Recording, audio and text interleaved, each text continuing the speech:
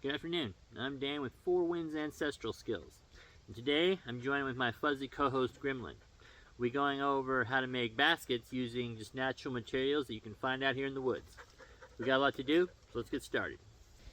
Alright, now the basket I'm going to be making today will be out of Virginia creeper, mainly because there's just a ton of it in this area.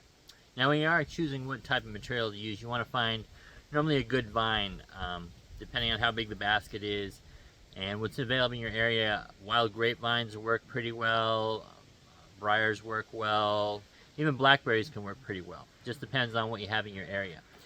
For this area, Virginia creeper is ridiculously abundant, so that's what I'll be using because there's a ton of it around here and it works pretty well. So you want to make sure that you're not grabbing poison ivy and utilizing that, otherwise you're going to have a really bad time.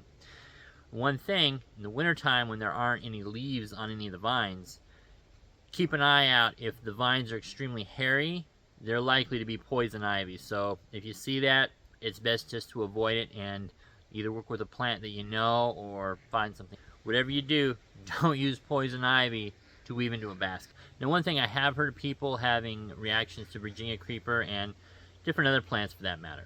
So it's best, if you're going to be working with it a lot, to take a small piece of that plant and rub it on your skin.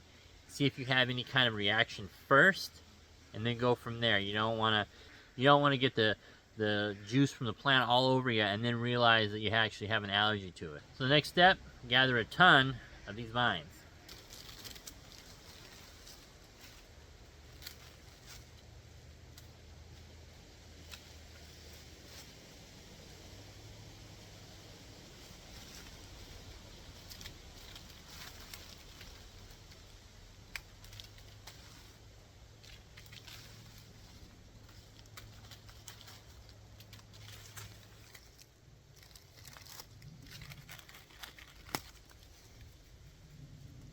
Alright, we got a ton of Virginia creeper here.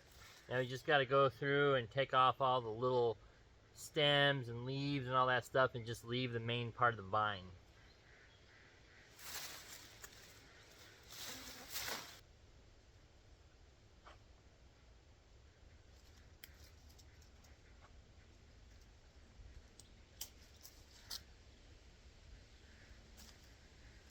Alright, I got a ton of the vines all stripped down, ready to go. And I went ahead, some of the larger sections, I stripped these down and cut them to size. And these will be the ribs, kind of the backbone of the basket. Now when you're doing this, you want to have an odd number of them.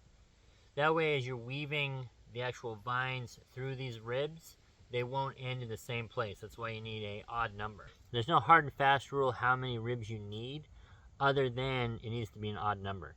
Smaller baskets require less ribs, larger baskets require more, but really there's no specific amount that you necessarily need. Alright, now that I have these here, I'm going to split them up kind of into two sets here. You want to basically make a cross. If you take kind of a smaller piece of a vine, you can kind of go around a couple times.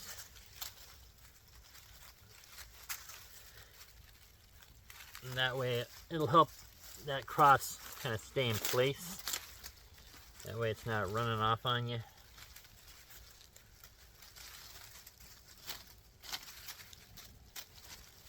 Now that you have that,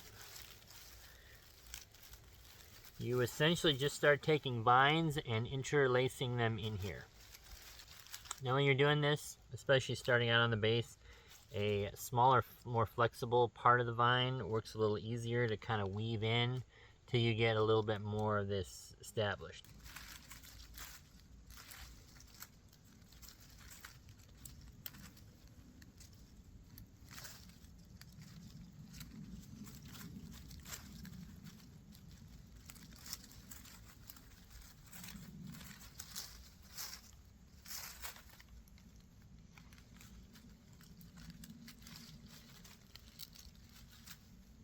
Alright, this vine here just ended, so we take our next vine right here. Again, the smaller ones are easiest when especially when you're first getting everything going. Now you just thread the new one in and keep going like and keep going like you were. And try to keep everything pretty tight as you're going through there. It'll pay off more in the end that way. And as you can see, I got a pretty solid tie going on here. Now you just pretty much keep going and work on spreading these individual spokes, these ribs, out as you're going. That way they're not just still forming a cross, they kind of spread out more evenly.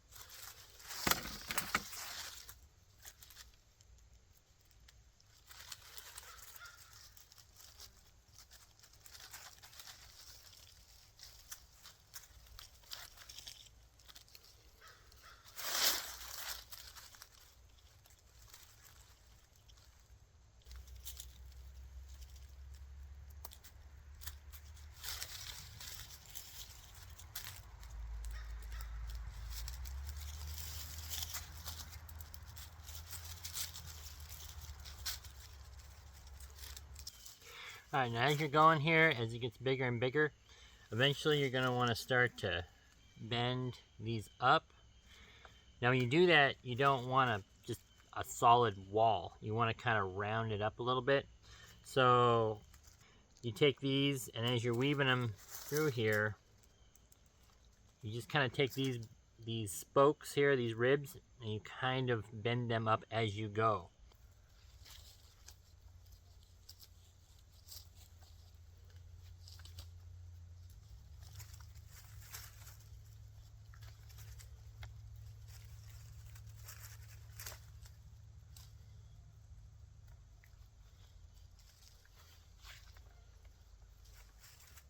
And as you're going through here making this, if the shape's a little off, you can kind of push and pull where you need to as you're going to kind of get the desired shape, or go back if there's an area that you feel needs a little more.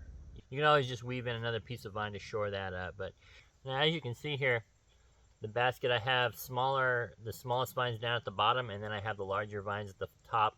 That's personal preference for me anyway. It's a little easier to use the smaller stuff at the bottom and then get to the bigger as you get up top. But there again, it's not necessary. All right, that's it. I ran out of all the vines that I collected. So I could either go collect more and continue that pattern up to the end of these ribs. And in fact, if I did even get to the end of these, or one of these ribs broke off, I could also just take another stick, kind of jam in next to it, and continue from there, and I can make a basket really as big as I want. So that's one thing. If you are making it and one of these ribs does break off, you can just take another piece, jam right next to it, and continue as if it was one whole piece. But I'll just wrap it up here and finish this basket as is. Go through here and kind of make sure everything's all tight, and if you need to adjust it any which way, you can. If the vines are still green, they're a little more flexible. Once they dry out, they kind of harden and it's a little more difficult. But either way, just kind of tighten everything up the way you want. And then what we need to do is, these ribs here, we need to take care of these by cutting them to length and then tucking them in. So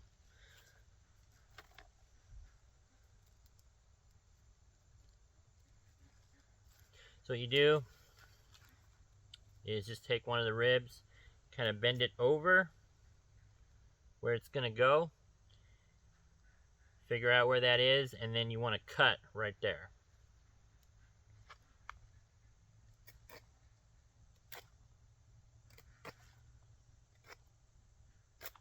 All right.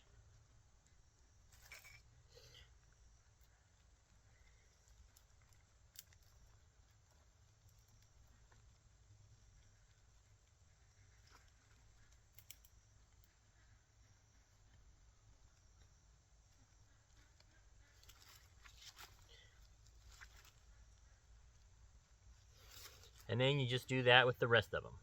All right, it should look something kind of like that. Not the most beautiful thing in the world, but it is functional. Anyway, I hope you enjoyed the video. Hope you learned something. If you have any questions, you can shoot me an email, 4windsancestral@gmail.com, or post in the comments section down below. If you did enjoy this video, please like and subscribe our channel, and check out our Facebook page and group, as well as our website, fourwindsancestralskills.com. And the links to all that is in the description below. Well, I hope you enjoyed this video, and I hope to catch you again on the next one. Anyway, I'm Dan, and this is Gremlin from Four Winds Ancestral Skills, reminding you to get out there and make history. Take care.